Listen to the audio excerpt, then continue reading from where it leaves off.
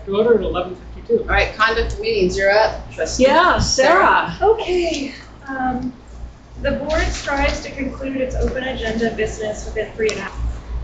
We'll come back and talk about that. No, keep going. I'll keep Okay. Trustees deliberate in light of impact on student and achievement, district goals, constituent perspectives and interests, legal requirements, fiscal implications. Trustees will wait to be recognized by the president as a way to avoid speaking over each other. The board president brings deliberations to a close. Trustees present their ideas. Well, let's stop at that Okay. slide, okay? And then we'll continue. But let's go back to the first bullet. How are you doing on that? In 3.5 hours. We made it this week. Yeah. I think we did better, or not, better this week than we did last week, but I thought we were getting better. And Yeah. Yeah, I was excited to be home before 9. So, I mean, our That's board good. policy says, we have to have a motion to go past 10:30, which would be 4.5 hours. Our strive for is to complete in 3.5 hours. Last night we finished, I think, about 3. Great. So that would be 9:30, right? We were done by around 9-ish, so. Yeah? I mean, and in practice, a lot depends both on how big the agenda is, how much public comment there is. I mean, public comment at times is stretched to an hour, and so just one thing to note under public comment, I have to look at our bylaws. It calls for on any item, we limit the time to either 20 minutes or 30, no, there's a total. 20. I think it's 20, I'd have to go back and look. I think it's 20, but it's either 20 or 30. So whoever is the board president, so if it's 20 minutes and we have 10 speakers, then the board president could and should say, okay, given our limit, you get 2 minutes instead of the usual 3. If you ever go speak at SCOE, they're a minute, right? So I'm not it depends on how many. I think many years ago when I was in the public about a charter school renewal, I mean there were over 50 people, there to make public comment. So at that time they limited it, I think, 1 minute. So it's just something that's rarely has to be used, but there can be that, and it's important in light of this trying to finish in 3.5 hours. And just again, having been to many a governance training, this is the board's meeting held in public. This is not the public's forum, primarily, so that the public has opportunity to speak. And also something we have to think about, we've had more and more lately, kind of I would call outbursts from the audience. We may need to get more strict about that, because that also is not, provided for, allowed for under the law. So like last night, somebody said something, I think it was Vice President Andrade said something about, parents going to public school, and we had an audience, or that's what I'm gonna do, so one person, one moment, it's not terribly disruptive, but you see in a previous meeting, we had one person very agitated, I actually had to adjourn the meeting for a while, so we're gonna have to see how to manage that. I'm concerned. Right now it's my job to ensure the orderly conduct of the meeting. Later times it'll be somebody else's job, but that's something that I'd say we're on the verge of getting out of control a few times, and have to think about, I thought you did a really good job. Did you gavel I'm it saying down? we're okay, but I think so. there are other Okay. examples in other school districts where it's gone crazy. Can I add to what you were saying, John? Please. Veronica and then Carmen. One of the things that I think that maybe, and this is just going back to teaching practice, right? It's like when you start off your class, you're like, okay, here are the objectives, and I do social objectives. So I just want to remind, the social objective here is that you all are going to do X, Y, and Z. I think we need to remind the public when they're there that, and this is just a reminder that this is a meeting held in public. Because we need to remind that. And one of the things that, my teacher was coming out last night, because when someone's speaking, people in the audience should not be speaking. And that, I'm a mom, I hear everything. So this was the side discussion, and, with the parent, it was disruptive. To me, it was disruptive, even though it wasn't trying to be disruptive. It's So I think we need to kind of revisit that every meeting in the beginning, like part of that protocol is, again, reviewing those norms and saying, like, we ask that the public, you know, if you have something to say, share out, use a note card and what have you. Because it can go off the rails and, you know, just going back to was our second meeting when we were called immoral and we were being called all these names. What's the protocol of the public speaking card? Does it ask for address? Does it? No. So for me, I really feel like, are these people in our district or are they just on next door? Well, shades of Robert, who hasn't been around for a while. Sorry? Robert, Oh, yeah. he was from Gilroy, he was quite open, he was from Gilroy, he never was a talked girl, about anything on our Yeah. agenda. Oh, Oh, Carmen was next. So my recommendation is, President Horner, you have a gavel and you've got to my recommendation Gavel them is down. you've got to gavel them down. Because I have excellent hearing. I'm a mom, I'm a teacher, and it is very distracting. You all heard it, obviously. But it's also disrespectful. 100%. Something that would be helpful, again, from having implementing a county office of ed meetings, where they have at least one staff or sometimes more in the audience wearing a badge that says, you know, Santa Clara County Office of Education Board support. And if anybody is being even the least bit disruptive, or basically do the yard duty or the principal thing. So I mean, I can do some from the gavel, but particularly it's really helpful to have somebody out there on the other side. Yeah, we can Of the help, table? but we're gonna need the power of the gavel. And speaking of the power of the gavel, I highlighted where it says trustees will wait. I have a hard time with this. My ADHD kicks in. Like I just want to interrupt, right? So I need you to put me in check on that. I'm just letting you You're know. doing better. No, I know. I'm letting Fortunately, you you're usually sitting right there, I can tell you. I recognize my fault. I recognize my fault. I got it. So I want to say that I haven't been diligent, the best follower of that bullet point. So I'm admitting my fault right there. So. I think on that, folks have done pretty well, and being patient with me as who's up next, and so I mean, yeah. So I feel like that's been going well. If anybody disagrees, it's kind of managing the audience that I found challenging. I think you're doing a good job. Okay, well, May I suggest though, please. I noticed you always start this side, maybe alternate starting this side. Yeah. Trustee Gardner first and then work around. Yeah, that and doing this way Oh, interesting. Are you That- talking about? because there's more of us on that side. It's always Yeah. Rebecca Changing the first and rotation then- of Yeah. Right. looking. Because I think. And you're actually, not- my neck is stiffer turning this way than that way. That's what I figured it might be. So I need It's just a to habit. work on that. Yeah. But you're prompted by the hand. Right. Raising. Yeah. I mean. Yeah. So and some I'm looking around for people raising their hands or grabbing the mic or getting twitchy. So Yeah. So I mean, if you just ostentatiously, that would help me a lot. Just like It's like, get it out there. It's like, I got something to say. If you want to raise Send it hands, to I'll raise Laura. hands. If you say raise hands, it'd be, Do yeah. you need my help with that? Well, I mean, if I'm missing something, Got it. yeah. It's And I like do bring that to your attention. yeah. I mean, so, yeah. So Okay. it's and I mean.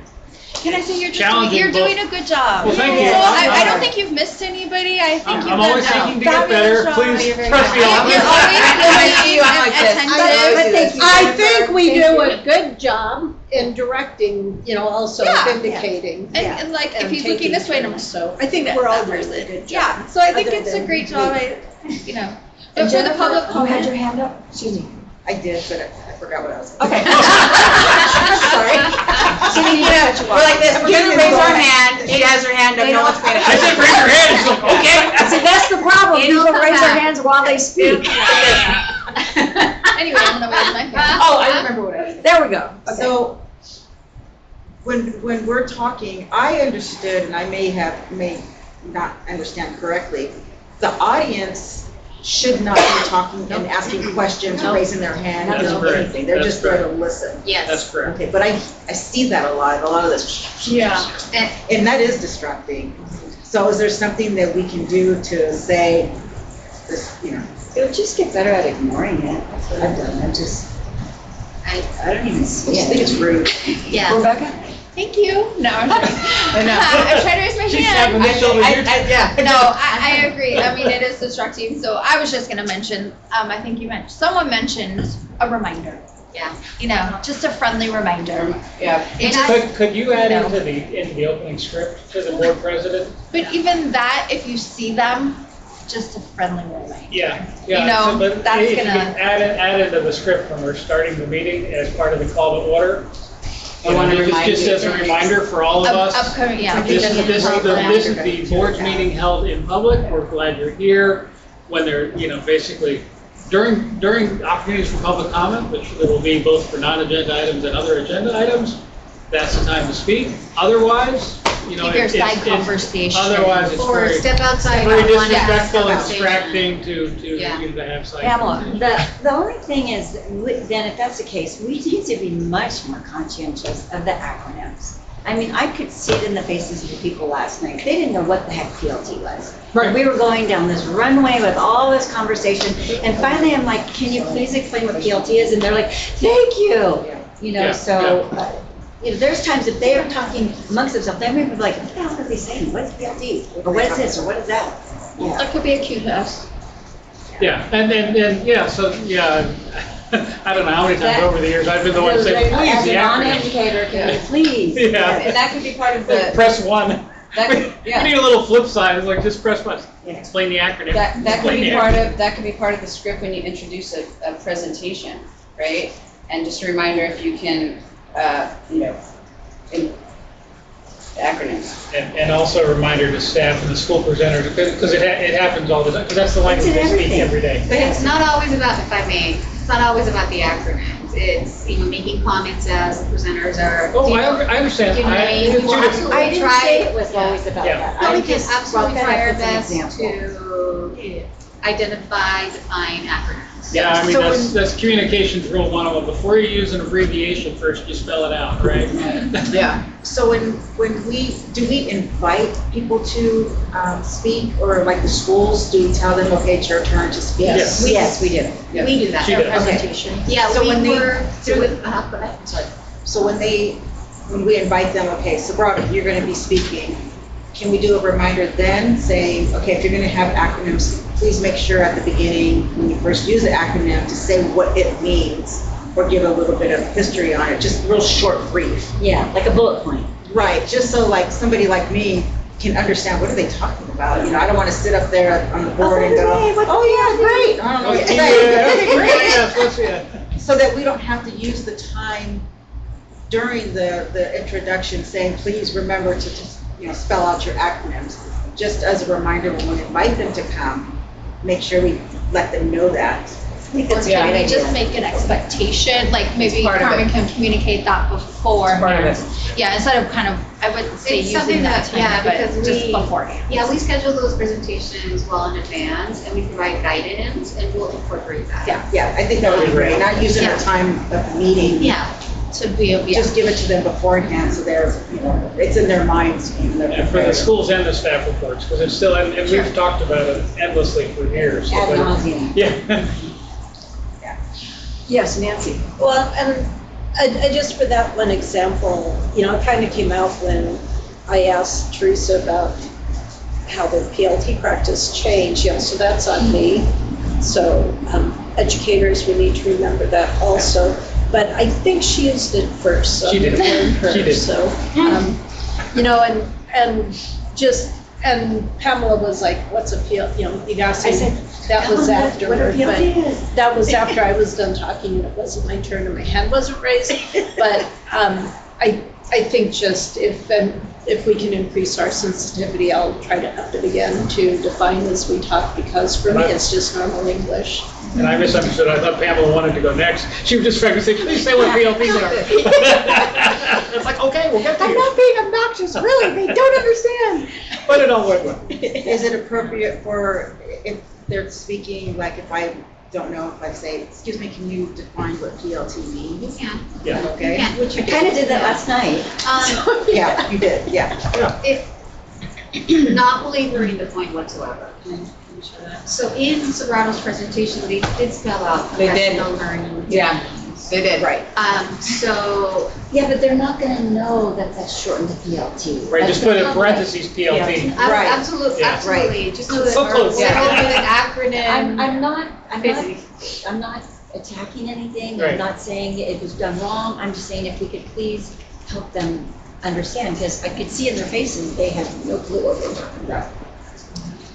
Okay, we're going to do one more slide, and then I'm going to suggest that we go to grab a lunch and do a working lunch. Are you okay with that, or would you like to take a half hour or 20 minutes to just decompress? As long as we can walk around. Oh, wait, we can't. Why don't we take 10 minutes to chew and move, and then Come Get back. back at it. Okay, let's do this last slide then, before we go. So. that way we can turn the recorder off for 10 minutes. Yeah. Yeah, and we could probably even stretch that to 15 if we really Yeah. need to. Okay. Yeah, that works. Okay, Veronica, could you read this one for us? Trustees present their ideas during deliberation. They do not explain their votes once a vote is. I'm sorry, where are we? I'm on page 3. We're just It's continuing the. conduct of meetings. Trustees present their ideas during deliberation. They do not explain their votes once a vote is called. Trustees can share relevant knowledge and experience during board meetings. Contributions should be brief and non-repetitive. Trustees should remain attentive and respectful throughout the meeting. Avoid text messaging or other electronic communications. Leave the room for emergency phone use. Trustees act with dignity and understand the implications of demeanor and behavior. The purpose of board member reports is to share relevant information. Trustees should consider, does this need to be said? Board reports should focus on school and community events with relevance to district and education interests, board trustee development activity, legislation and policy that affects educational issues, and committee and liaison assignment reports. So how are you doing on that? Better than before. Are your reports focused on these things? Yes. I would say, this use of phones and text messages, that includes both open and closed session. Yes. Right, so it's real easy to get distracted by our phones. So that's, if I understand the law, you can use your phone to tell your kid, no, you can't play with the dog right now, but you're not paying attention to the job. What we are absolutely not allowed to do is communicate about anything of the content of the district. So you will get community members like, I can't believe you said, or why did you say, or good job, or whatever. It's like, that's passing electronic notes in class, and it's actually illegal. So it's real easy, particularly I don't know if any of us were here. No, I was the only one that was on the board, and we were all Zooming. Right, so that was really weird, because the only way to communicate with anybody sitting in my little house there was by text message. So, and it got hard to stop that habit later, but anyhow, that's just something we have to all. I think a good practice is, with the exception of the parents, right? Just In the putting, memo. the putting the phone, I have it in the other side room. But you have I a young would like kid. to apologize for what happened last night. I have my phone on silent, but my husband has like a special bypass. Yeah. And my 6-year-old used it to rat out his dad, like, he wasn't allowed to eat candy. So that's why my phone rang. I couldn't No, turn it's it off. totally- It was I don't so worry about it. embarrassing. I really apologize. It won't happen again. That was a parent ring last night. It's all right. Change the ringtone to mommy. And the only reason why I say leave the phone is because it may be something like in it, like the kid texting or what have you, but I think it's like it's the perception, right, in the community that could be like someone's texting, right? And so I just, as a habit, I just have been leaving my phone in the other room in my purse, because I don't want to get in that habit of, it's how it's perceived on camera and from the audience. Yes, I think it's the optics that are the major concern. It can be the most innocent thing in the world. You're just, looking at your phone to see if your family has, texted you, but it still looks as if there's as if it might not be. Correct. So 2 meetings ago, the timer went out, right? And so I was using my phone, and I'm like, and it looks like we're looking at a text message or something. You're just showing me a 3-minute timer. Yeah, and I'm just showing him a timer, and I'm like, yeah, and so I just realized the optics of that can really be misconstrued. Misconstrued, exactly. So we let our administrative staff take care of that. Yeah, so we can have our phones because we're working, but trustees cannot. If that's clear, because you will see me on my phone. I'm gonna go do my inhaler. No worries. Yeah. Okay, I suggest that we take a break and possibly reconvene in another. We'll finish this, right? Yes. Oh, we're gonna finish it, yeah. Okay. Another 15 I don't want to minutes. skip over anything. So- I think it's valuable information. So 12:30? 12:30. Now we can get our phones. Text like I I can't gotta believe check he my just- streaks. No, I'm just kidding. I'm kidding.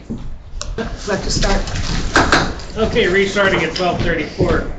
Confidentiality. The responsibility of the board includes being privy to closed session or confidential information about district litigation, personnel, negotiations, superintendent evaluation, or other issues permitted under the Brown Act. I would say we're also privy to a lot of student information, which isn't mentioned here, but is extremely confidential. It's to maintain the public's trust by not breaching confidentiality of closed session items and/or sensitive information. If a trustee violates a confidential issue or issues, the violating trustee shall take immediate responsibility by notifying the board president. Confidential items will be reserved for full board discussion whenever possible. For especially high-profile confidential issues prior to closed session, the superintendent will provide board members with relevant legal references when possible. So we've never had that particular situation. How are we doing on confidentiality? Seemed good to me. Well, as far as I'm aware. Yeah, We don't know. I'll say this, yesterday was hard for me just because of a vote, right? It's a family member, right? So it was like, I can't, you know what I mean? It was just one of those things where I hear what you're saying, I totally get it, I can't say anything. And it was interesting because it brought me back to about 10 years ago when I worked for San Jose Unified, when I called my friend who was a board member, and I was like, why can't you do anything? And he's like, it's the same thing. You said the same thing I said yesterday. It's like, I hear you, I understand. It's like, yeah. But ultimately, at the end of the day, I don't think Yeah. One comment on that we haven't covered, I don't know if it's in here anywhere, but when to recuse yourself, either from a closed session or an open session item. So if there's anything that could affect you or your immediate family members, professionally or financially, we have an obligation to recuse ourselves, which actually means stepping out of the room. Yeah, okay. So like if you see like in that, and again, we hadn't had this conversation, but so like, let's say my daughter's name had been on one of those lists, as soon as I saw that, what I actually required to do is say, I'm recusing myself from this issue, it involves a family member, so not even be present for the conversation. I'll be outside, please send for me when you're done. And of course, so it's not only abstaining from the vote, but any involvement. And also, it's also helpful that later, like, my daughter doesn't work for the district, so safe using that example. But then also, say, what did you do? It's like, That's good to know.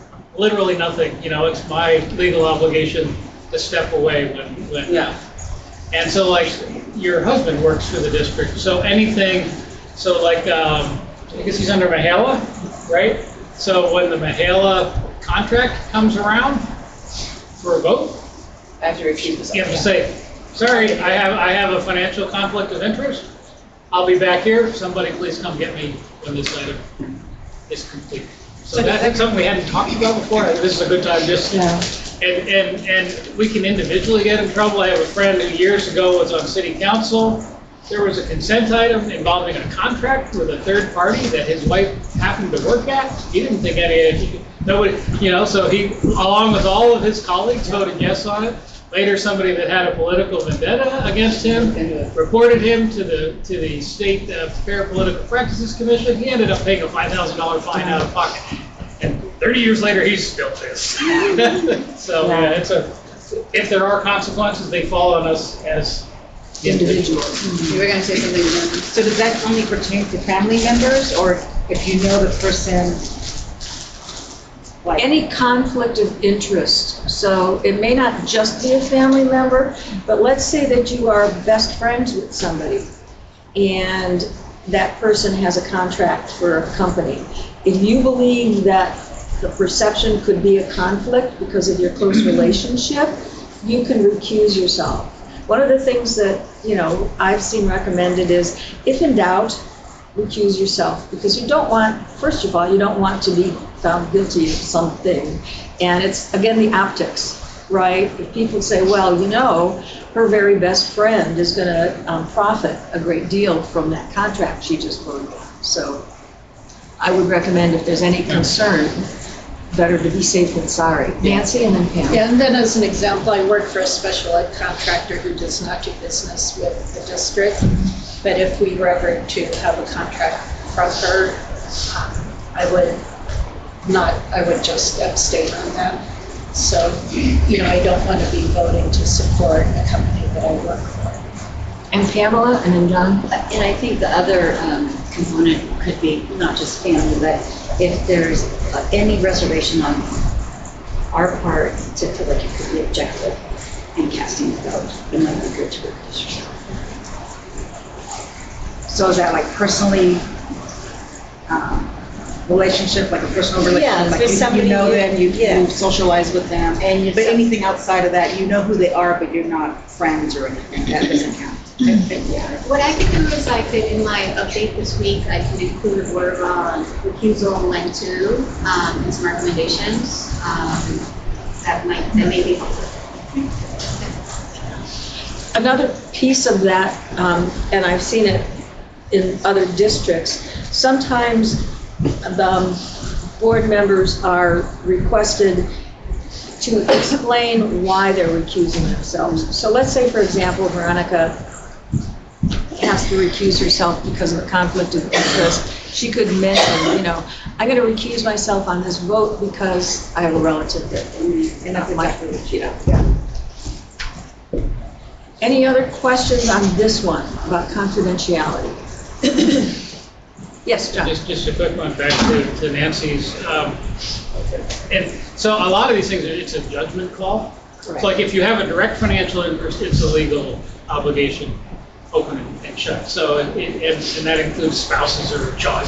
So, so that's just must. The others, it's a really, really good idea. I don't think you have to explain your reason for refusal. No, you don't have to. No, you do not. Some people, and you can always abstain for no reason. Right, But yeah. the difference between abstain and recusal, recusal means you actually step away. Right. And abstaining is just not voting. But even, a hypothetical about Nancy's thing, there could be, let's say, two companies have competed for a special ed contract.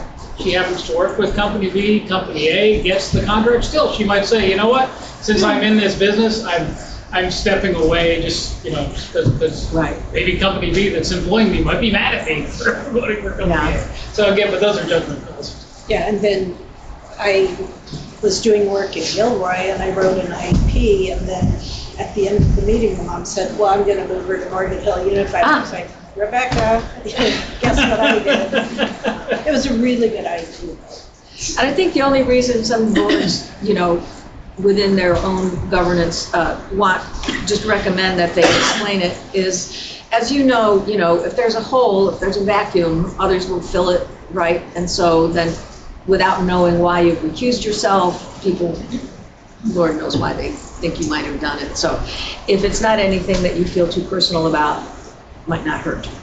Okay, anything else on this one? Okay, Carmen, you're up.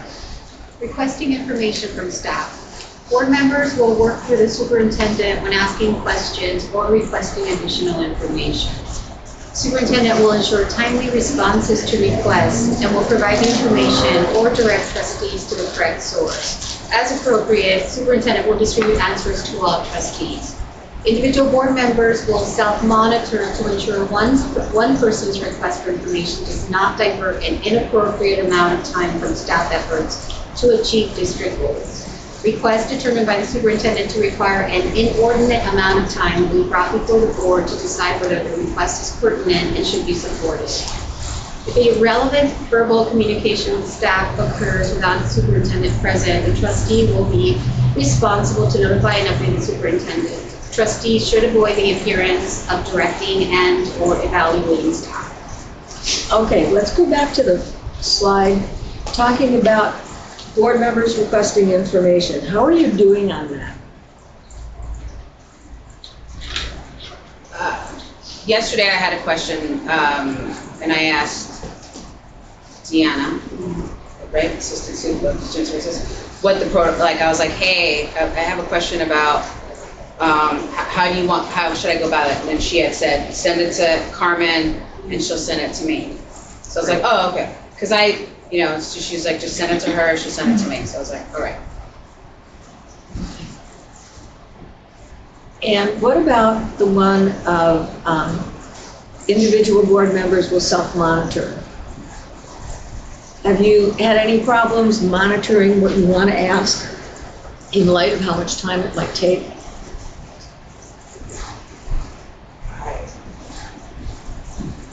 We have a practice we incorporated kind of last year, particularly under new agenda items. And in fact, there was only one request last night. Trustee Altman requested an update on Saturday schools. So sometimes, so I asked the superintendent, is that a significant time or something? She said, no, I can easily incorporate that in my next update. But had she said, that's an 8-hour project or whatever, then we would have said, okay, do we have at least 4 trustees that want to direct, this 4 to 8-hour project? So that's how we've been addressing it, but it's kind of on the superintendent, which is Carmen in this case, to say, that's a big ask, or it's like, that's something I'm going to do anyhow.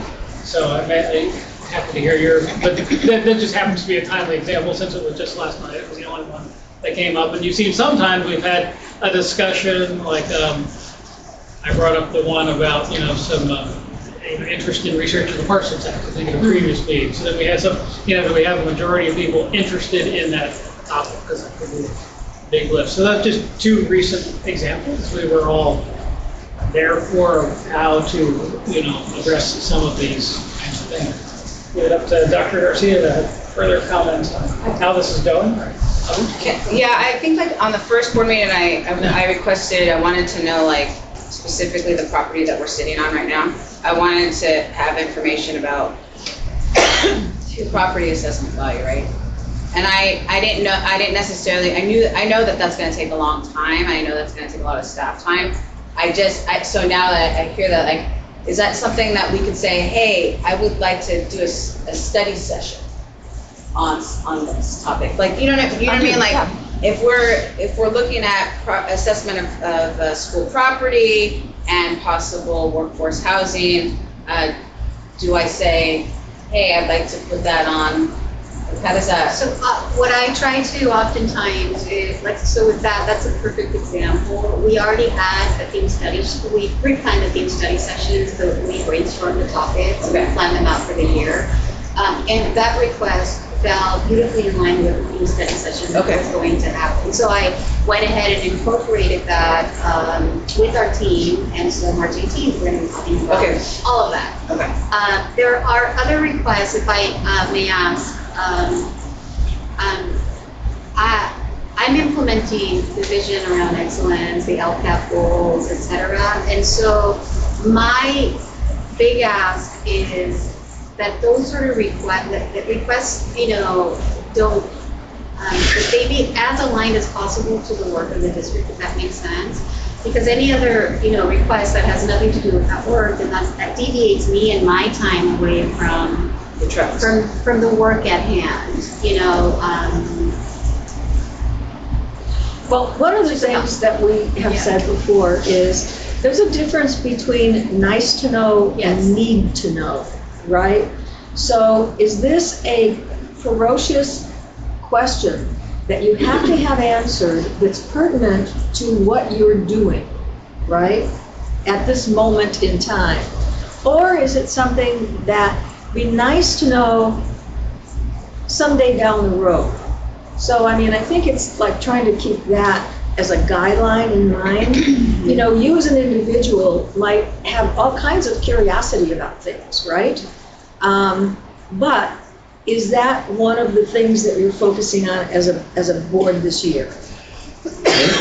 Or is that something Yeah. maybe down the road? So, and, you know, chime in, but I would say you could, Veronica, mention it to Carmen, and Carmen can be the one that's kind of the gatekeeper and say, well, you know, that's probably not something we can work on right now because we're so focused on this, this, and this. Maybe, you know, we'll look at where that might fit. So in other words, is it a me question or a we question? Kind of like that, Yeah. exactly. Is it just your ferocious wondering? Or is it Or is something it that can something benefit that the whole? everybody needs to know in order to, you know, move the district forward? And that can happen in communication between the trustee and Carmen directly, or it can happen in future agenda items. I try, if I'm gonna bring something up to the future agenda item, to give the superintendent a heads up ahead of time. I'm like 95% on that. Occasionally, something occurs during the meeting, you know, but, so just anything like that, just as a matter of courtesy, so the superintendent can be prepared to respond. We try not to do pop quizzes, but sometimes things will occur kind of in the flow of what happens in meeting. It's like, wow, now, and again, it's on the superintendent to say, yeah, you know, like in the case of the property that fits well, yeah, we'll add that. Or it's like, ooh, that's a bunch of additional time and work that's gonna distract from what you already got me doing. If y'all really want me to do that, at least 4 of you have to say so. But at least the onus. Because on you to I'm be- eager to please, you know what I mean? I will turn myself into a pretzel to please. And I want to, but I also know that in terms of coherence and alignment, our focus needs to be on ensuring that our kids are learning, and anything that's operational related, for example, that might take away focus and time, not just for me, but for my team. I want to give you specific examples, but I guess I'd just rather. Yeah. Well, I'd like an example. I want to Yeah. make sure that my questions that I'm Yeah. sending you on Yeah. Friday are Yeah. taking, you know, like Yeah. if they're aligned, because I mean, I think they are, but can you give them an example? Yeah, Are you yeah. talking about your questions after reviewing the agenda? Yes. But I just, any, you know, so whether it Any be that questions. or any Yeah. questions, but I'd like an example. Yeah. Just so we know.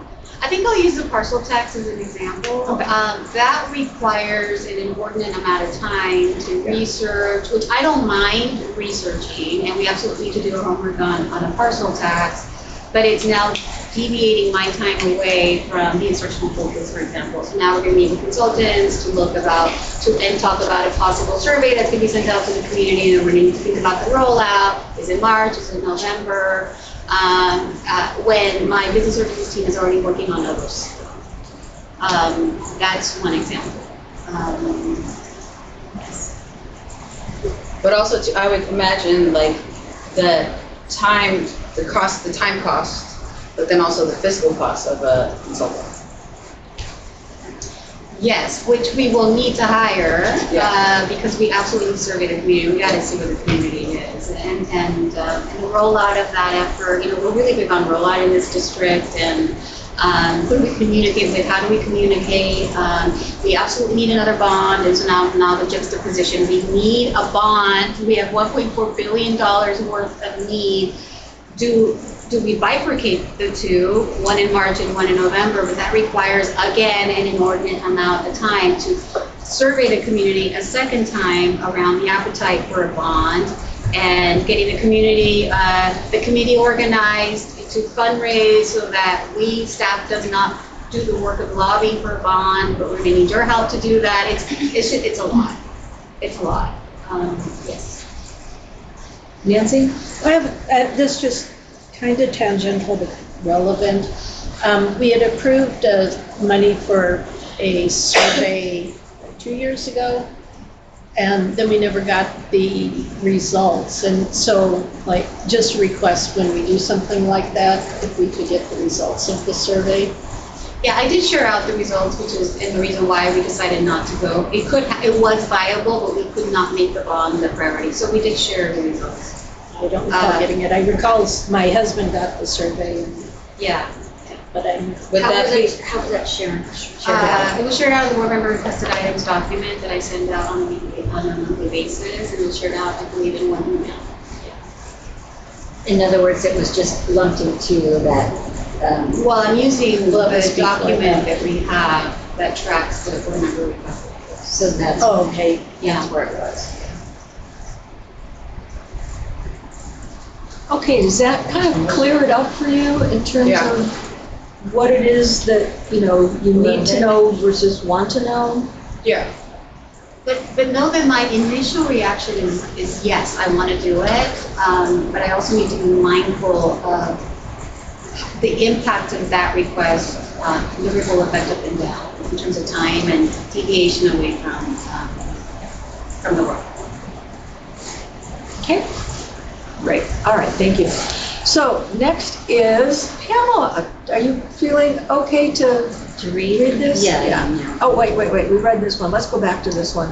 If a relevant verbal communication with staff occurs without the superintendent present, you're at Nob Hill, the trustee will be responsible to notify and update the superintendent.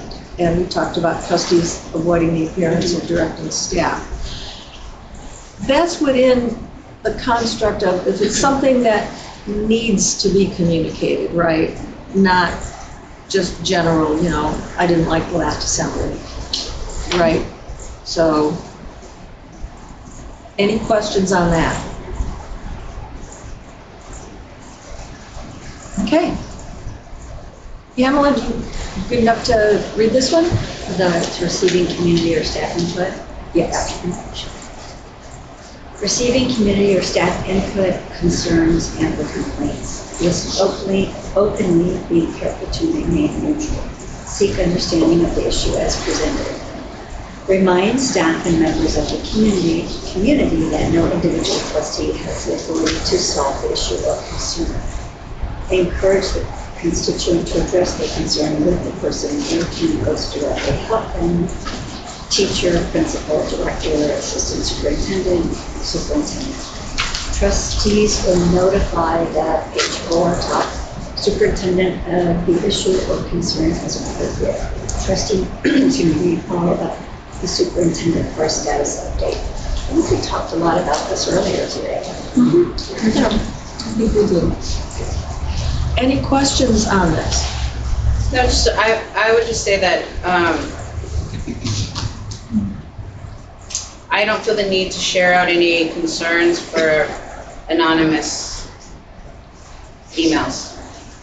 Yeah. That's just like, yeah, if there's a concern, right? But if it's like anonymous at such and such, if you can't tell me who you are, I'm like, yeah, then I'm not gonna.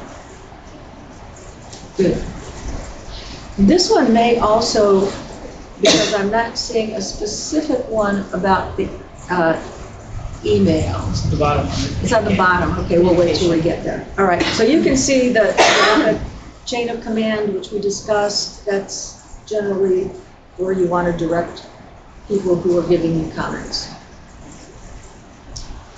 Okay, the next one is Nancy, visiting schools. Visiting schools. Trustees and the superintendent will regularly visit schools. The visits will be scheduled through the superintendent's office. If the trustee is invited or wishes to visit a school, they will inform the superintendent and may be accompanied by staff.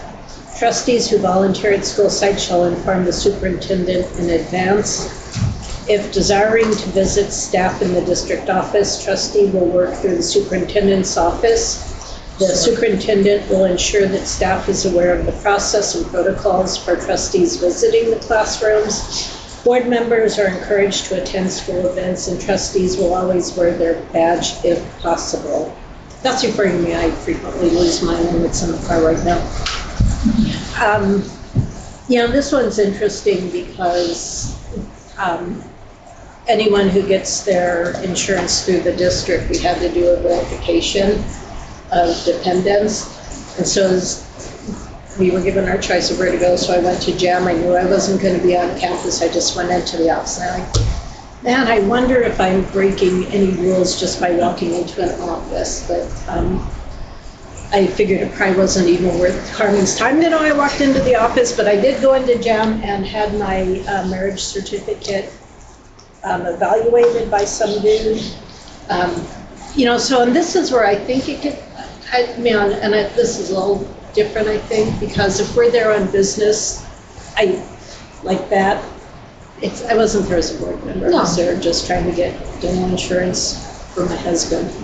This is about visiting schools. Yeah, So not I just think stepping that's onto a different campus. than, Yeah. you know, a business Because this appointment. might come to someone else too, where that also is like, for me, it was kind of, as I was walking, it's like a need to know this. Exactly. Need to know this, I'm on school business, but not board business. Right. Pamela, you had a, Yes, so if, I'm gonna need to look back on some previous documentation, but I believe this was changed dramatically from 2 years ago. So this visiting schools language is different than what it was before Terry and Nancy and I got onto the board. And I remember there was some pushback, there were some concerns that were brought up. So I think my mom had been in the hospital the night before, and I didn't make the board retreat where this got implemented, so I didn't get a chance to vote on this. But the language prior to this language is different, and it gives, I think, more flexibility to the trustees. And I feel like it gives more trust to the trustees as well on the part of superintendent. So I don't know, before I sign off or yay or nay or thumbs up, thumbs down or whatever, I'm gonna wanna look back at that language, just FYI. Can you provide a specific example of like? Yeah, there are things What in I'd this. what I'd like to do is go back to the original board policy language and see how this has changed. The And I have that language, and I'm happy to share it. This is the most recent document, you know, Jackie has been with us for 3 years, so this is the most recent one. But I think the intent of this is to avoid trustees from showing up unannounced to schools. I'm here to see classrooms. Principals absolutely don't like that. They like to know, you know, who's coming. And number two, you're giving the appearance of now directing the principal what to do. And your presence in classrooms also, when unannounced, will cause concern. And so what we ask is, we're not preventing you from going to schools. We do the board tours. I brought those because I felt important. Because schools come to us during board meetings, but I felt it important for trustees to see the work in action. So, but if you want to see additional schools, work through my office. We're not going to say no. We just want to be able to make sure that we're respectful to the principals and to the staff. You may be accompanied. You know, the principal may want to walk with you. So that was the intent of that. Were there previous trustees in previous years that? I'm going to talk about a previous Got it, trustee. got it. okay, I think Nancy may. Got it. So we had a trustee who was at Paradise Valley. He just walked onto campus and people didn't know who he was. He's on campus. They have a custodian go after him. And he's like, oh, I'm just testing the security of the school. And he didn't announce himself to the office. Obviously, the DO didn't know what was going on. So that's one example of how this came to be. And number one rule in admin school, there's like 6 number one rules. One of the first ones is if there's a dignitary on campus, you want to have a site admin with that person. Just to experience what they're experiencing. And it's also kind of like taking kids to Disneyland. You see things differently when you're with someone who it might be their first visit. And then you can also make sure that the interactions are all appropriate and not directive. I think if I can just add on, oh, go ahead. I have a question, or do you want to add on? I was just gonna add on, to trustees just showing up on campus, having been like in the schools, it feels as if it's evaluative. Yes. Right? And then it's like, even as an administrator, you can't go into a teacher's classroom for more than X amount of minutes, that otherwise it becomes evaluative, right? And so it becomes like an unwanted guest. Like, yes, you have, you have access, however, I didn't invite you today, right? And to me, I get the language, just having been in the classroom and having the aha, Sarah and then Pamela. So my kindergartners teachers invited me to volunteer in the classroom on Thursday afternoons for like 40 minutes. And so I do that. Is that I just like sign in the front office with my parent volunteer badge and volunteer in the classroom. That's how is that fine? That's perfect, yeah. Okay. You're a parent at that school, You're a parent. so you're wearing your. Okay. And you've been invited, So I would- so it's not like you're dropping in. Right. Okay. But I would just recommend, just let me know, I'm volunteering, John, for your Kiwanis, when you're often at school volunteering. Hey, Carmen, I'm gonna go to such and such school, I'm gonna be wearing my Kiwani, just to. I volunteer every Thursday afternoon at 1:45. And she wears her parent badge, not her trustee badge. Excellent, yeah. What badge you wearing? Your Kiwanis, your I Rotary? think Pamela's next and then John, please. So if memory serves correctly, the language previously didn't talk about, it wasn't, the indication wasn't, oh yeah, you can just drop in. Nobody on the previous board and nobody on this board is talking about just dropping in. And we're not talking about evaluating classrooms. There was just more, it was a friendlier language and I felt much more trusting and respectful of the trustees' role in this as well. So again, I feel like this is being a little bit like, hey, it's taking kind of far in one direction, and was not the intent of the previous language at all. I think John and then Sorry. Rebecca. A couple things. So my recollection of the older language is different. I remember it always, because I remember when I first came on the board, it's like, wow, it's like harder to go to the school sites than it used to be. So we'll have to look at the language. It took me a while to kind of get used to a different role. And so even like, in Nancy's case, just I might send a text or an email to superintendent, hey, just so you know, because what I didn't know then and I know now is sometimes people, like just a secretary in the office was like, I see Trustee Altman was here. I saw Trustee Horner was here. I saw Trustee, what were they up to? What was that all about? And so they might get a hold of Claudia here or Carmen and say, why were they here? Oh, I don't know. And so it's just. They knew. They do. I made it very clear Oh. why I was there. Yeah, I'm not meaning to pick on you. I'm just and like I said, through Kiwanis and other things. So I've tried as a practice, just like some of those things are. And I will say we had a previous trustee who was an active parent, and it became a whole big thing when that trustee was advocating on behalf of their child. Being very clear, I'm doing this on behalf of my child. But then another parent that had a conflict with that family construed it as an overuse of the trustee's authority, so it got really ugly and messy. So again, it kind of comes back to the point I made earlier, like it or not, because of these titles, we are seen in a different way than we even intended. Maybe perhaps the best way to look at it is, I love pop-ins at my front door. Not everybody does. So this is just the text, heads up, hey, I'm gonna drop by in 25 minutes. My daughter's like that. Yeah. Do not come ring my doorbell, Dad. I think Rebecca was next. Yeah, no, Text me I was first. just gonna say that, the language here, I mean, I don't see anything wrong with the language. I actually think it's quite, it's neutral. Yeah. It's not really lenient and it's not really strict. I think it's right in between. I know where I work, the trustees there cannot go without the superintendent. So it's not I'm going That was the on rule this 7 years capacity, that ago. capacity. Yeah, It's nope, you need to have this person with you. And this one says may have, maybe the principal might, and so I feel like, okay, that's kind of lenient, it's nice, it gives that opportunity for them to come without having the superintendent, but still have some oversight or something like that. So, I mean, I think it's good language. I don't know what it was before or whatever, but I wouldn't want it to be too strict or not strict enough, and if it just meets in the middle.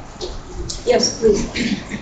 I'm trying to differentiate this. Members are encouraged to attend school events. Okay, so I went to a school event this morning, but I wasn't invited as a board member, I was invited as a grandparent.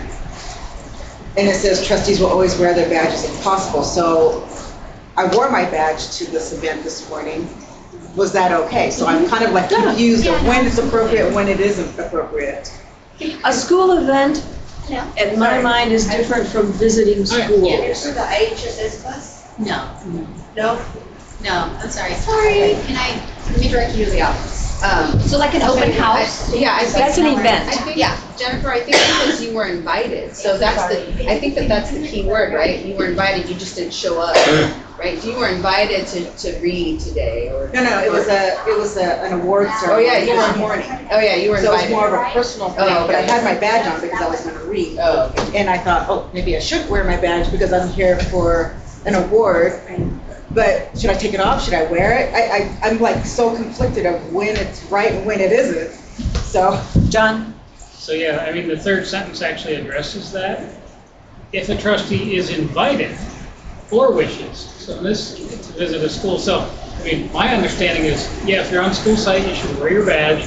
And even if you're there as grandma or Kiwanis volunteer or whatever, you should just let the superintendent know, hey, you know what? Tomorrow I'm going to be at the kindergarten breakfast in my grandma role.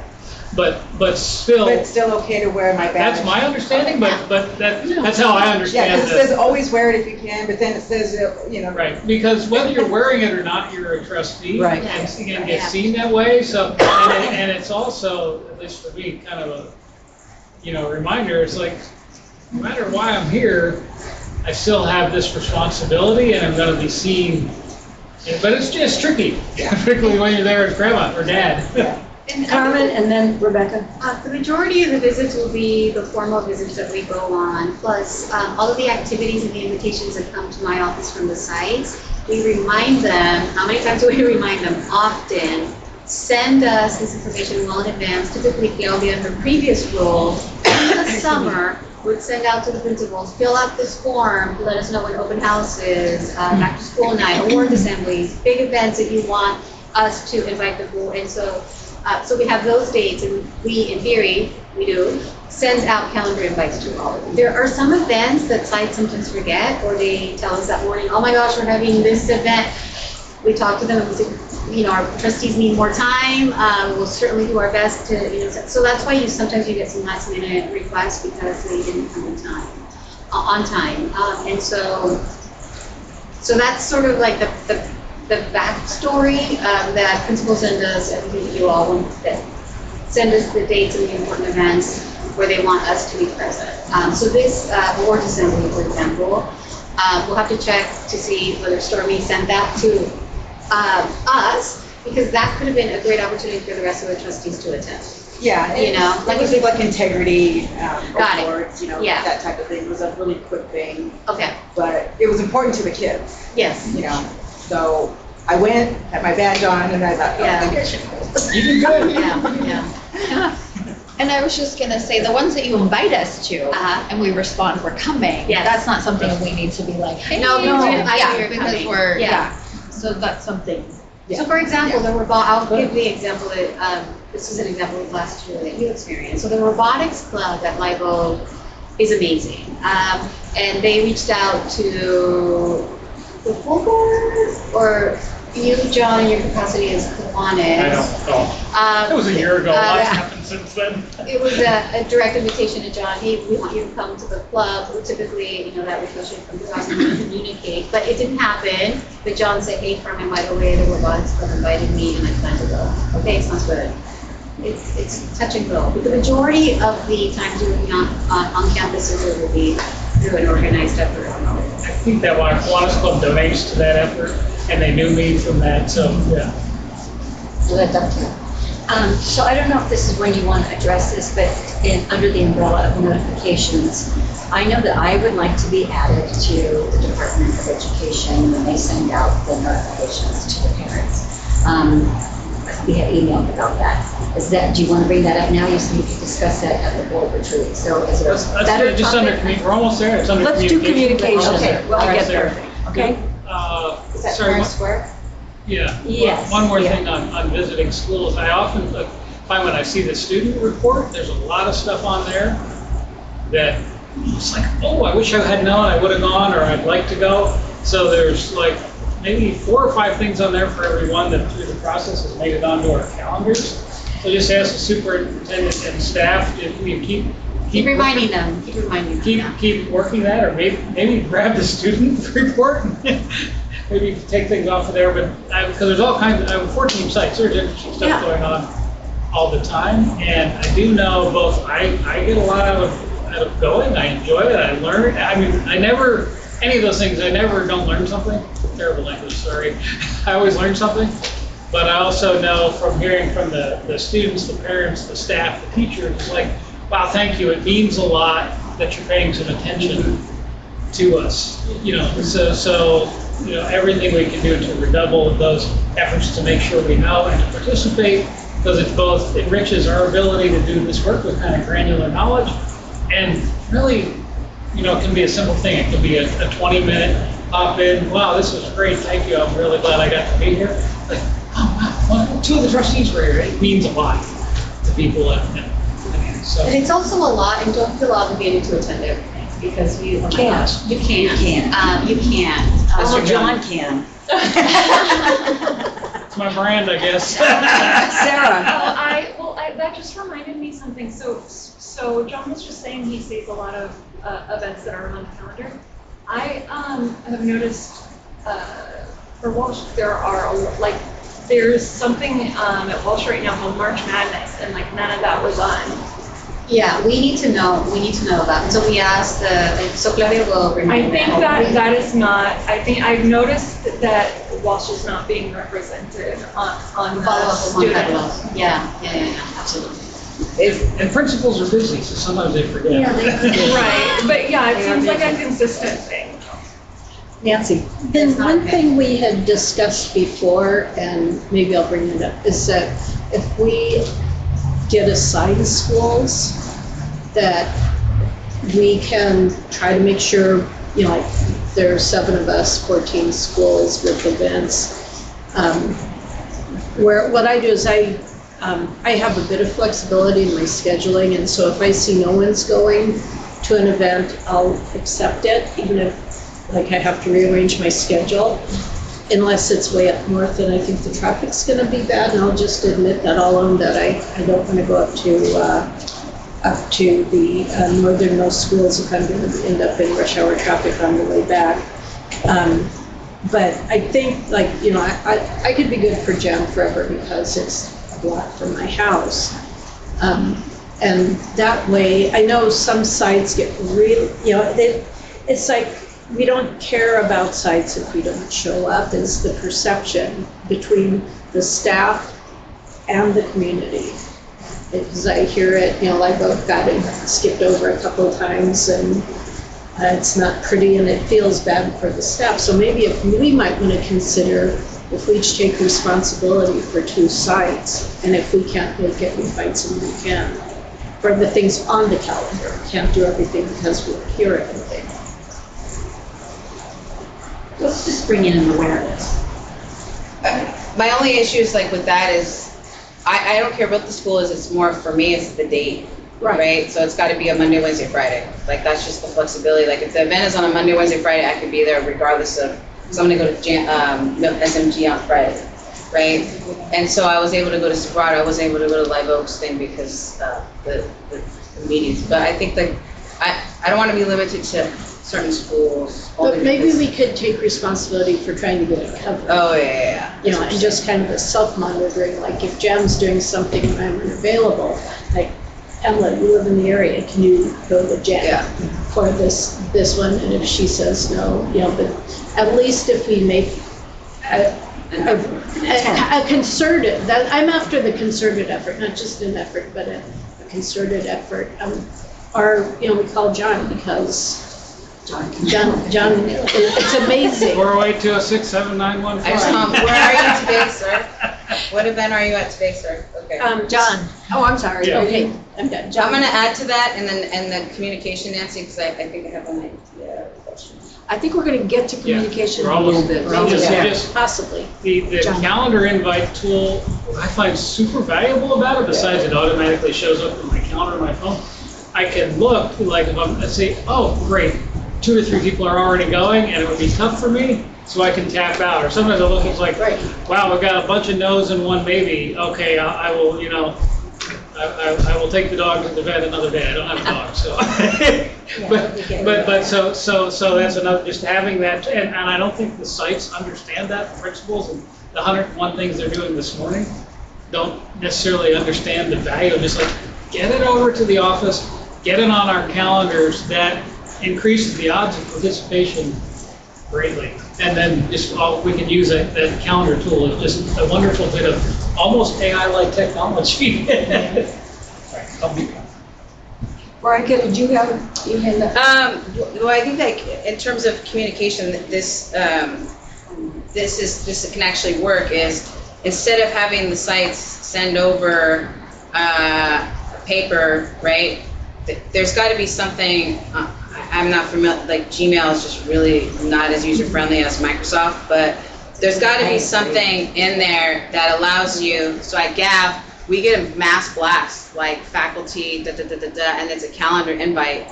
And it just, if the sites could send out an invite, right? Hey, and it goes out to parents or whatever and CC's board members, then it makes it easy for us to add to that. I don't know what you guys use at your school, but I'm trying to think of, there's got to be some way to make it so that way the schools can, We're aware of what's happening. yeah, there's like one massive calendar on our district website, right, that has all the events, that's all color-coded for each site, and then that way we can somehow click and yes, we're going. Does that make sense? Rebecca? I don't know. Yeah, I was just, there's 2 things there. So one's Parent Square. So if we're all added to all the schools' Parent Square and they send out something, then we're aware of it. I'm not saying, I'm just, That's hundreds of emails a day. I'm putting that out there. I didn't say we're gonna do it, I just am putting it out there, right? So we could either be, informed of I all think I'd the have a nervous communication, breakdown. You would. right? Because it's a lot. And then, yes, like a master calendar, that on the district website. Absolutely, we absolutely, and that's part of my update, we're going to be revamping our website, and it's absolutely, the calendar needs to be overly populated with amazing things that are happening. My ask is if we start deviating and having, sites invite individually, I think it veers away from this protocol. Yeah. Let us, because I know we'll revisit this again when we meet in the summer, let us remind the principals and everyone to send us, it's on a Google. It's basically the dynamic, they can upload it, and then Gallia sends out the calendar invites. Let us continue to work on that, and remind staff to let us know when things are happening. So you want to do the how? We're doing the how, yes. Okay. Yeah, look at that, reminder, thank you, John, Yeah. thank you. Is that a Google app for the calendar? It's a Google Doc that the principals and secretaries, where they upload, like what they're, we're doing like March Madness or March Fest, yeah. But it's up to the sites to auto-populate and we push out the calendar. And if you don't mind me chiming in on this, I have to tell you, and Nancy was a school administrator, I know Carmen was as well. There are a lot of moving parts in a school. And sometimes, staff will schedule something and not necessarily make that known to the principal or, so there are going to be some, some things that fall off the plate. But I do think that, being able to utilize technology a little more effectively will help solve the problem. Okay, is it now your turn, Rebecca? Again? Again? You didn't have a turn. I'm just I don't joking. get it. I will go. I will go. Communication. Trustees will thoroughly review and Oh, no, Board board governance. governance self-assessment. Oh, I skipped one. I apologize. You thought that was mine, I know. You're gonna bring us home, Rebecca. All right, board governance self-assessment. The board supports continuous improvement through ongoing evaluation of governance effectiveness. The board will participate in a self-assessment process annually based on governance norms. The self-assessment provides an opportunity to reflect, evaluate, prioritize, and focus on strengthening the governance team. The board will review progress towards the district goals, the governance norms, and the governance calendar. And so at the end of this school year, you are going to do a self-assessment based on your adherence to these protocols, okay? We did this a year ago, I think. So board members submitted their ratings to me. I then presented them to the board. These are areas we need to probably focus a little more on. These are areas that, we deserve a pat on the back because we've got this one. So that's all part of the governance calendar. Any questions on that? Okay. Jennifer. Communication. Trustees will thoroughly review agenda packet and communicate questions to the superintendent by Sunday night prior to the executive cabinet. Superintendent will compile all questions anonymously and provide a compiled response to all trustees. Group emails to all trustees will be directly addressed by the board president and/or superintendent and do not require individual trustee responses. Okay, so there was some discussion about email responses. What are some of the questions you might have?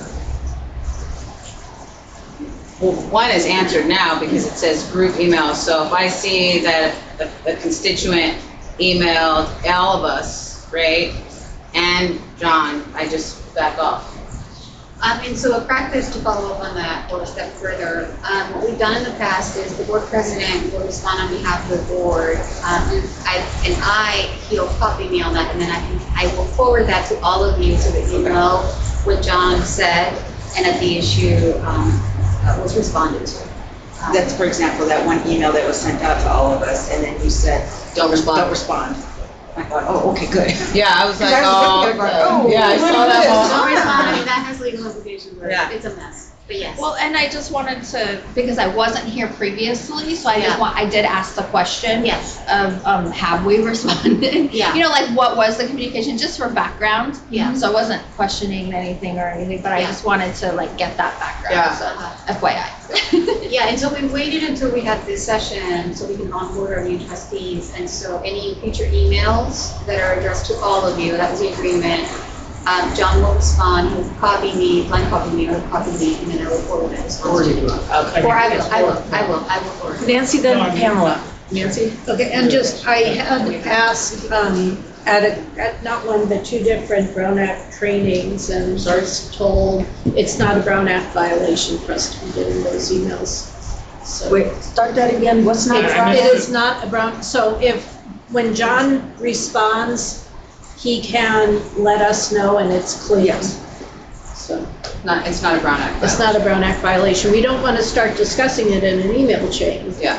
but we can get his response without. If it's, as long as I'm board president, I would still like to keep with our practice of doing it through the superintendent or administrator, just so I don't get in the habit of doing a reply all. Because that can, Yeah. it will help me as long as I'm doing this job to keep. Yeah, as long as just to remember. Yeah, that'd be a good, I would personally like to see it linked on our Friday updates, just here's the emails John answered, if that's possible.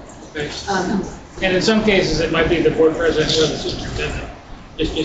just lets us know, it's been responded and here's how I responded. If I can clarify too, it's like, as Veronica mentioned, I feel no obligation to respond to anonymous. Right. I Uh, never get anonymous huh? ones. I never get anonymous ones. Oh, we got a lot of, I got it to my anonymous, personal. like community Check my member, personal email. concerned citizen. Oh, they're gone. people- Concerned citizen. non-plumes. You seem done. Yeah, so that's, but again, if people feel otherwise, we should talk about that. If somebody, We don't investigate anonymous, yeah. Pamela, you were next. Okay, so this was covered last year, and again, I have the same response to it this year that I had last year. And it says here, we do not require individual trustee responses. By law, we are not circumvented from responding. So if you want to maintain your voice, which I do, And I feel very moved or inspired or impassioned by a particular email that comes through, and I want to respond, I am going to respond.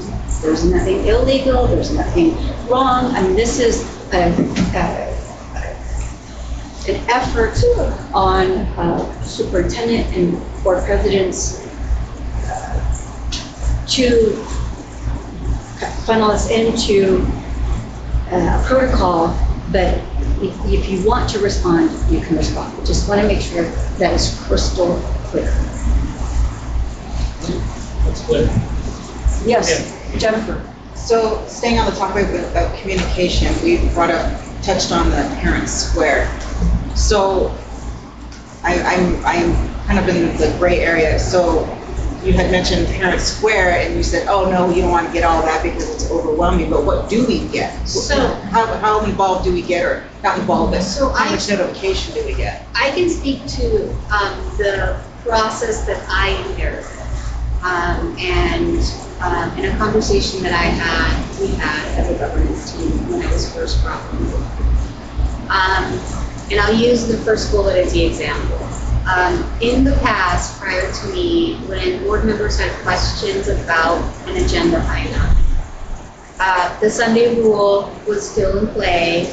An individual trustee would email the superintendent, and the superintendent would respond back only to that trustee. I disagree with that practice.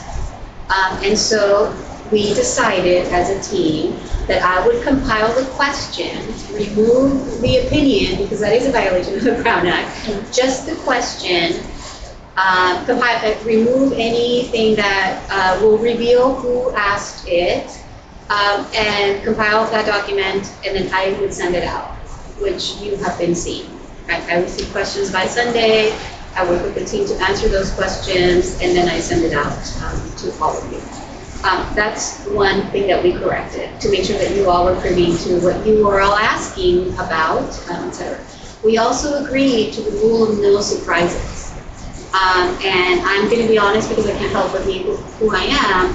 I feel that recently I am surprised on the dais, and I don't think that that's okay. I think it violates a norm that we had all agreed to. I aim to not surprise you.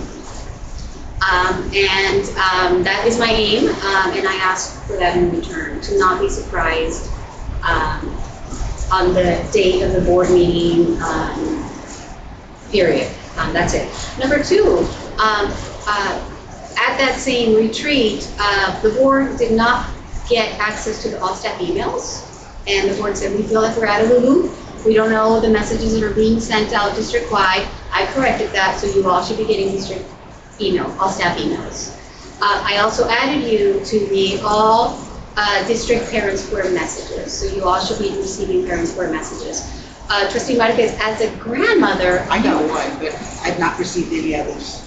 I can go back and check, because I was taking notes, so I'll go back and check your permissions on parent square. So you receive all staff emails, you should be receiving all staff emails, and you should also be receiving the district-wide parent square messages.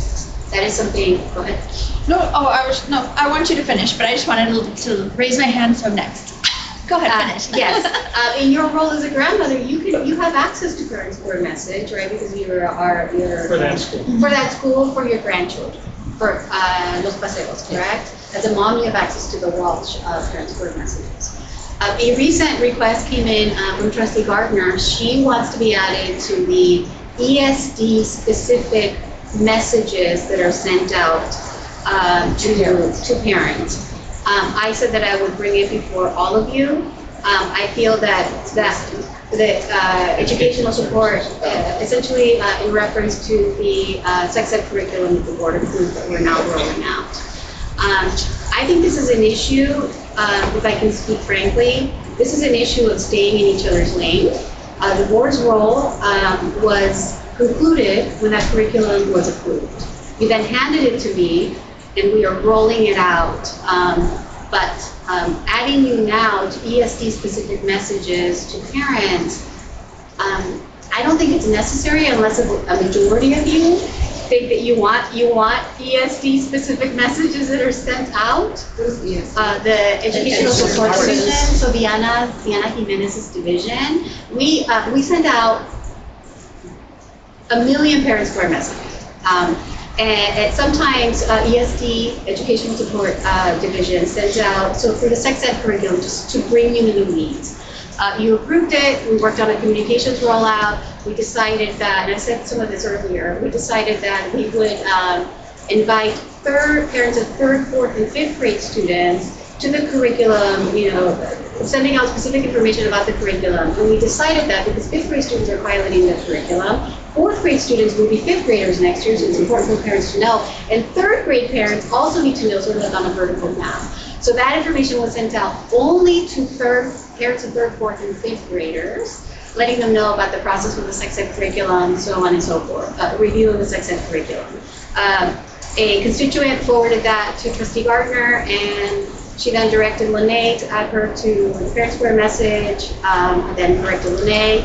I asked Lene if she could please get it to whoever would be responsible. Okay, so how that was interpreted, we want to parse out the details. I then get involved and I said I would need to bring it to the entire board. If you all want ESD, Educational Support Division messages that we're sending out to parents, if you want us to add you to that, I don't think it's necessary. Because that's the how, we're implementing what you approved. But if you think otherwise, we will add you to the ESD, Educational Support Division. Yes, go ahead. I'm wondering, in something like this, where we know it's really hot, I don't run all of ESD's messages, but if we could get a copy for the ones that we know are those hot topics, so just so that we can see the messaging, so that we can respond when parents are like, I didn't hear anything. It's like, gee, funny. As a follow-up to that, my request is, a separate request that happened at the beginning of the year was, we need you to send us weekly updates. The previous board told me, we only want you to update us when it's absolutely necessary. You don't need to send a Friday update. In the summer, the board said, we want the Friday updates, which is why you're getting the Friday updates. All of the pertinent information is in those updates. We did share out how we're rolling it out. We shared, do you know what I mean? And so the information is getting to you via my updates, and I ask you to please read those. So I don't see a need for, I think it's a slippery slope. I really do, because now it's trying to catch us doing something wrong. Go ahead. Pamela. Wow, okay, I have to confess, I'm feeling very angry right now.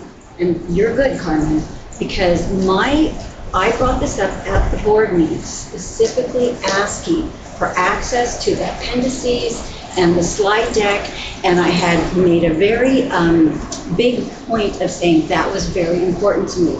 I got no response from you, and what I got instead was from a parent saying, hey, this is available. We were left to believe that binder was pulled from the location at the district level. I thought we were done. I thought we were done showing that to the public. And then I had no idea how we were going to get our hands on or get into the appendices and the slide information. I found that out, again, through a parent who forwarded the email saying it is available at these locations. So you're conflating a specific request with how I got the answer to a specific request, not from you, not from the district, but through a parent. It was in my weekly update. Sorry, this is like I'm sounding like a broken record. I had all that information, I believe it was, I don't know, I in the weekly update, there was a website, I got on the website from the district and everything was all right there. Because I took that information and I posted it on my school board social. So in terms of the how and getting the emails from the how, I don't want, that's not my lane. I also think with this particular topic, I think it's a hot button issue for a small group of people that are just happen to be loud. Well, that's your opinion. Based off of who's showing up. So in my updates, they are long and detailed, and I'm not apologizing for that because we're doing a lot of really good work. And so I'm bringing you in sort of like you have a sneak peek of the work, right, of the district. And I think it's important for you to know, I'm not withholding information. It's all in the update. I ask you to please read the update. Because and I front load to you hot topic issues or, you know, so I try to be as descriptive as possible, but also be respectful. I don't want you reading 10 pages, you know, worth of documents. But I think where I'm struggling with this, I'm being very candid and transparent, is I was very specific in wanting that follow-up. That could have been easily provided. It was in my update. All right. I've said my piece. Rebecca and Jennifer. Way before all this. But, no, I like the updates, and I appreciate the update, and I would like to continue having that Friday update. I think it does give us a lot of information. And I just want to go back to the all staff messages and the parent square. I've only gotten like maybe 2 messages. I don't know how many you've sent out, or not you specifically, but you know what I mean, have been sent out, but I'm not on parent. I think I'm on Parent Square now. I might be, because I think Lene sent out sent out that link. District-wide But I parent wonder why I haven't gotten any I think I have to go to it to see it. You have to go to it, there's one email that comes in, because Because, well, I know at my district, they just automatically come to my email. It's like, oh, this has been sent, so I don't have to go to the actual site. So you don't have to go, it comes into your inbox, or however you set up Parent Square. I get a text, I get an email, and then Okay, maybe I'll go back and look at that. And then the We all can staff check. messages. it might be notifications. Yeah, it's the notifications. Okay, maybe I'll look at that, because I Yeah, didn't now really. you're Jennifer I was just signed next, in. and then John. I just signed in, but then the all staff messages. I don't. All staff email, yeah, we can go back and check that with Okay. IT. Yeah. Thank you. So there was 2 things that I wanted to bring up. Yeah. One was the same as Rebecca. I've gotten one message from Parent Square. They said, you've been added, you should receive this. Did you receive it? Yes. And then that was it. I've not received anything. We'll look at that. There might be a glitch, but we can look at that. And 2, on the topic of communication, I mean, this is rumors, hearsay, kids talking, but I hear it, and it's a little concerning, and I know you can't share everything that you hear, everything that goes on within the schools, but, you know, one thing was a parent from Hollister that has a cousin or somebody said, hey, did you guys hear at Martin Murphy, the immigration was there, and they were pulling kids out of the classroom, and they were taking them to, you know, the DEA, and I'm like, well, what? I didn't hear anything about that. And it would be like, if that was the case, that would be all over the place. So there's rumors coming from all over. And then the other thing is, you know, the kids are getting scared. The 5th graders are getting scared to go to middle school because they're saying, oh yeah, we heard that, you know, they take the 6th graders that are new in the school and they beat them up inside they jump them in the bathroom. I'm like, what? Yeah, that's usual. Yeah, that rumor's been around since I was in middle school. Decades, it's stuff And in I the thought, garbage okay, that would be cans. fantastic. I would hope that would be Yeah, and shared with us. I think too is getting those, I appreciate the emails that say, hey, incident at Live Oak, hey, incident at such and such. Right. Yeah. So I'm like, cool, because then like I'll get a text and then I'll just be like, no, it's false alarm or. So that's part of not surprising you, Yeah. because, you know, you're at Safeway or Nob Hill, and did you hear that the sheriff's office was at Live Oak the other day? Do you know what I mean? So we do send that out to you. Sometimes when it's really urgent and important, I will text it to you. But typically you would get those updates via email. Yeah, so Actually, that's why. John was next, after you. Sorry. So that's why I was concerned with the communication, because, you know, you hear all this, and I'm like, well, I think we No. would be notified of something like that, but I wasn't sure. Would you let us know Absolutely. if something like that is happening in any of the schools? Absolutely. So I'm reassuring, saying, I didn't hear anything. I wouldn't put too much into that. I don't Yeah. want them to get scared. I don't want them to be afraid to go to school or look forward to going to 6th grade and going, oh my God, they're gonna beat me up inside the bathroom, you know? It's like, no, that's not gonna happen. So I don't know if teachers, maybe trickle down to the teachers and say, can you talk to your 5th graders and say, don't worry, you'll be fine, you'll be Yeah. fine. Absolutely. Just encourage that, they'll be okay going to school, nothing's gonna happen, and if something happens, you go to the teacher or whoever else. But that's what I tell the kids, if something happens, go to your teacher, go to the principal, go to the office, go talk to somebody, tell your mom. Yeah. But again, I just wanted to emphasize that, I would like to make sure that we are getting communicated of anything that's happening. But You get emails whenever 911 is called, we let you know that. yeah, and I've seen, things like Yep. that I just, when it came to Parent Square, I'm like, I think that would be on Parent Square, but I'm not sure. So we can look into it. Yeah, I appreciate We'll do that for all of you. Okay, thank you. John? Couple of things, I'll kind of work backwards, a lot of topics here. Yeah, so a good thing, if you hear something like that, and, she's a text feed. Okay. So you can text Carmen and say, people are saying this thing, I don't think there's anything to it, but you should be aware that the rumor mill is buzzing. I thought of that, but I didn't want to. Not Lene. Take you with. Oh, yeah, sorry, Not Lene, sorry, we don't, sorry, I don't have sorry. a question and call Lene, or, that's the hard part, right, so. Board governance self-assessment. Yeah, it's okay, so that, and I mean, some of this, there's always TikTok, some of this stuff comes around, and I know enough to immediately tell somebody, that's just not true, but sometimes you won't know. I mean, and the immigration thing, I'm talking to a lot of folks, the amount of fear in the community is very high, and I understand why it's very high.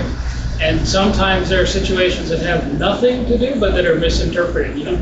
Somebody drives by a campus in a white van with a federal plate on it, and the internet is alive with ISIS taking kids from our schools, right? That just, people are hyper sensitive. So just that is going on, and I know there are parents not sending their kids to school because they heard some rumor. That's so when you hear that stuff, you probably know. So and most of it will be like, hey, thanks, nothing to it, thanks for letting me know. But sometimes there might be something's hot in the rumor mill that hasn't gotten.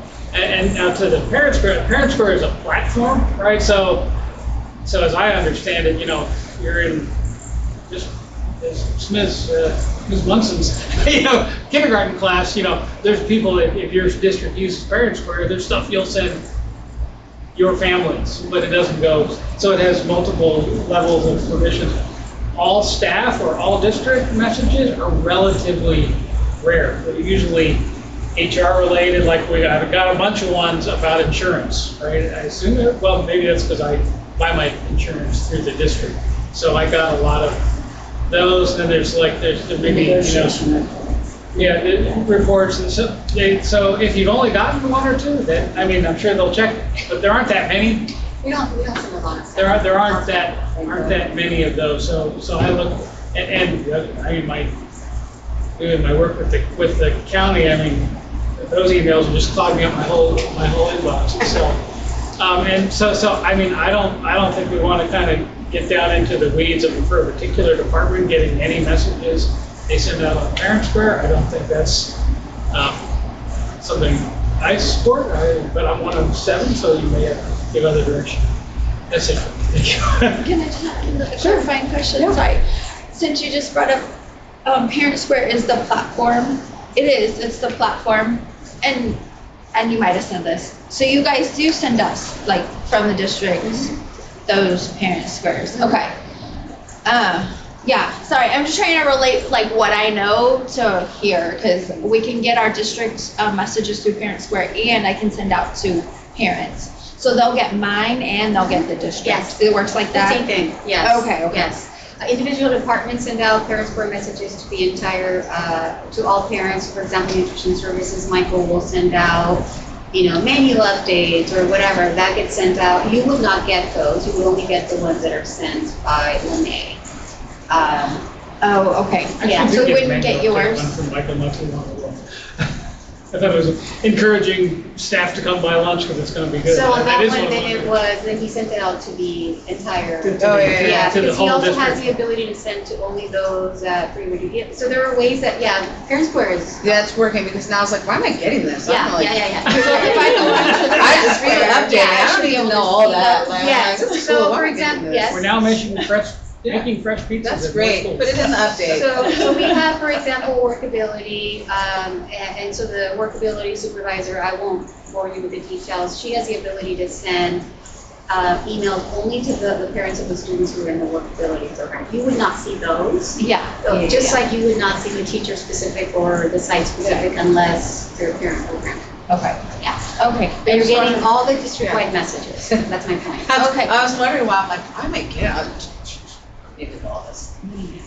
If you're getting them, what are you getting? They're like the nutrition one, and then I got like just Yeah. random So ones. that's the They're district one just you should random. be And I getting. was kind of like, Yeah. Okay, like, why am I okay. on this? Yes, yes, yes. Just Should have trying to done one get, about you're fresh gonna- made pizzas. Yeah. We're going to be getting out messages that were sent to the entire district. Got it, It might okay. be Lene, it might be me, it might be ESD, but And they that's what- sent it out to everybody. You will Got get it. district-wide messages. Yes. So Like, are thank you you. getting the same messages we're on? Yeah, I think No. so. Well, yeah, we I probably are. I wasn't on Parent Square. Okay, but Up now you until can be. like, I have. yeah, but I haven't checked Okay, because I wasn't, so I don't know for sure. so if No, it's like I anyone got is an not email, it's like receiving those activate messages, or, if you'd let Carmen know, okay, or you'd let you know. For and me, then- I'm And you know, I just checked. Yeah, we're gonna check on everybody's Okay. permissions. Yeah. Okay, I think we're okay with this, is that right? I'll pull it up. Yes, John. We're going way back, all the way back to the no surprises thing. Yes. One thing that had been an agreed practice, and most of us have changed since then, but if you intend to pull something from consent, to let the superintendent and whoever's board president know, so they can be well prepared to address whatever it is. Now, again, it may happen that, you don't think of that until when you walk in the room. I mean, it's still your legal right to pull something from consent at the last minute, but if possible, and just for the purpose of having folks well prepared to answer whatever your question is, and the board president just, again, not even as necessary for the board president, just kind of a convenience, but to manage the meeting and manage the response to whatever the question is, hopefully make sure the right people are available. So we'd had a pretty good practice that way for a long time. It seems like we've gotten a little bit less crisp about that recently, so if we can redouble those efforts. That's I also am, if I may add, Of course. I can meet with you as often as you'd like. We can set up monthly meetings if you like. We could do maybe just a quick phone call check. Sometimes you don't want an ongoing standing meeting, so, have a question do in the moment. Do you know what I mean? I know that many of you work, and the work-life balance, I want to be super sensitive to that. But we can have standing meetings, if you would like, either formal or informal. So I am here to support you and support your needs.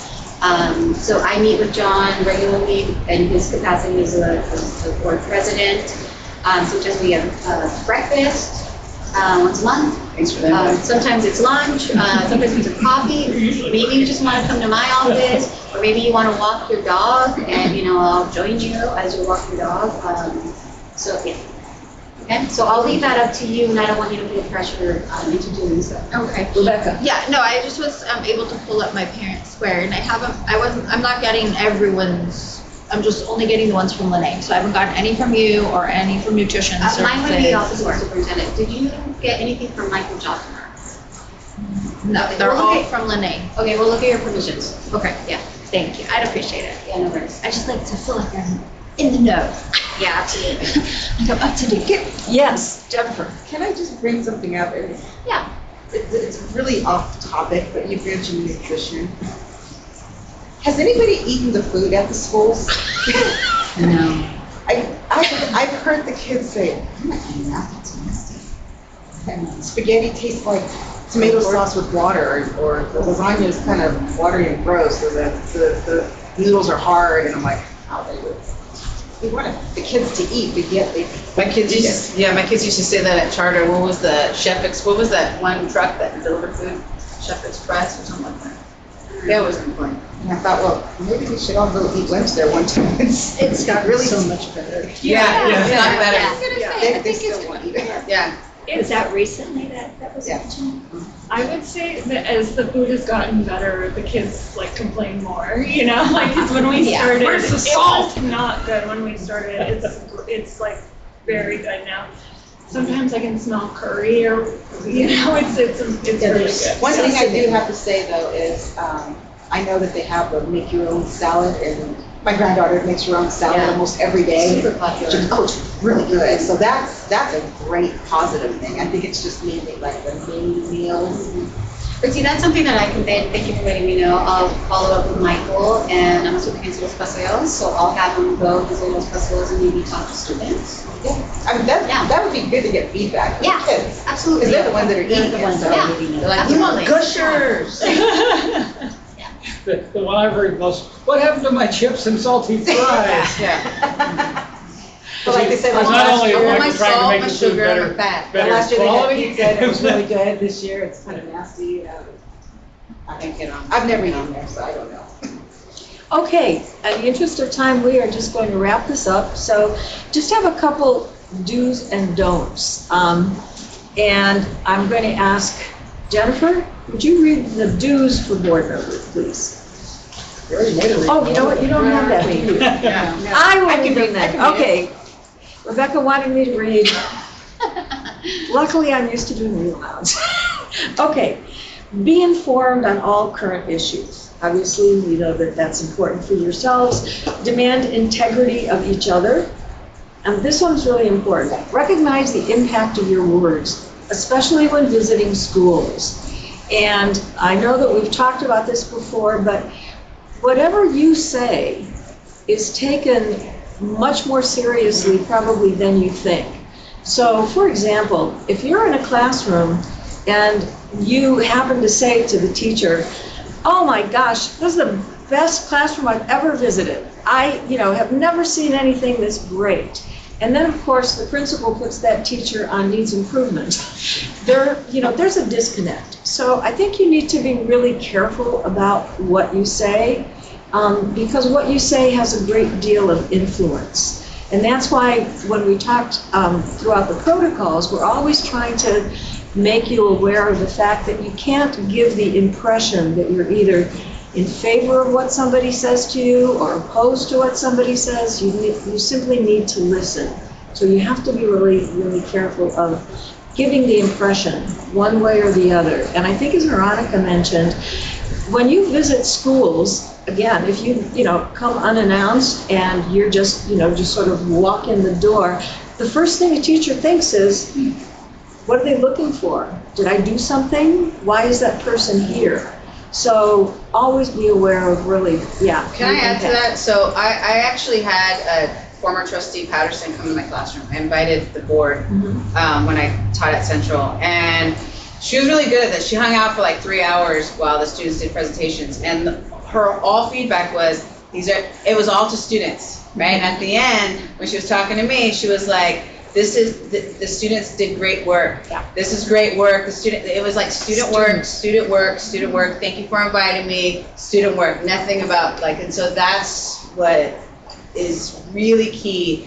And I keep thinking about when I was reading the impact of your words, that moment when she was in my class, never about me, myself, right? Until afterwards, but yeah. very good advice. Yeah, just focus on the student work, focus on, Okay. Look at the big picture. We talk about board members having to have that 35,000-foot look.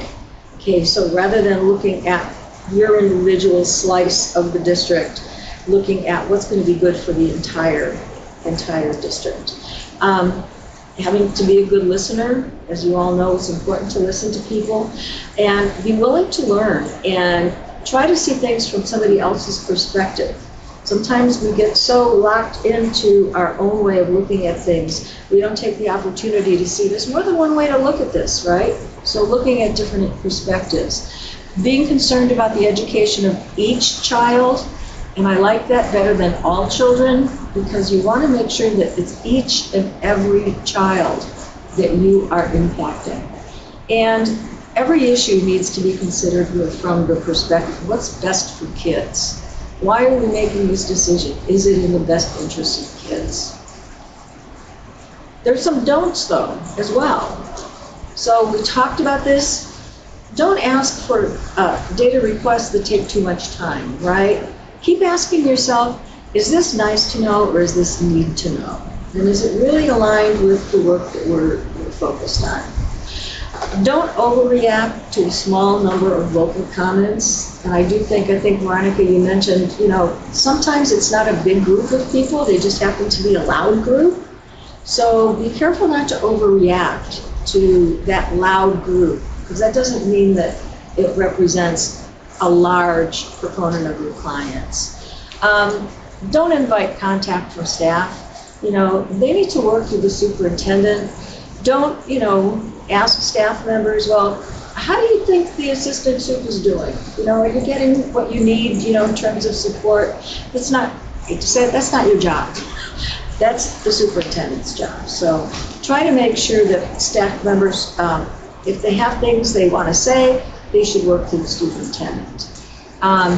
Likewise, don't evaluate your superintendent through the staff, okay? Don't represent only certain elements of your community. And I know since we've come to trustee areas several years ago, oftentimes when I meet with boards, some board members will say, but I only represent, this trustee area. You were elected by that trustee area, but it doesn't mean that you don't need to keep the district as a whole in your consideration on decisions. So please differentiate that. You're elected by those person, however, your responsibility is to the district as a whole. And I think one of the things that we've really kind of been hitting on today is be aware of your positional power. All of you are probably sitting there thinking, I don't have any power. I'm just a board member, I'm just a grandma. What I say, nobody even listens to. That's absolutely not true. The words that you say are very impactful, and that's why you have to be extremely careful with what you say and to whom you say it. Okay, any questions before we move to the next session? Can we take a vote? Yes, I've got time, Claudia, what was the password again for guest? Guess wireless. Yes. There's also Wireless guest, right? Wireless guest. Password, 1, 2, 3, 4. And there's also a way to plug on up there. I got it here. Whoa, Wireless guest. let me get out of this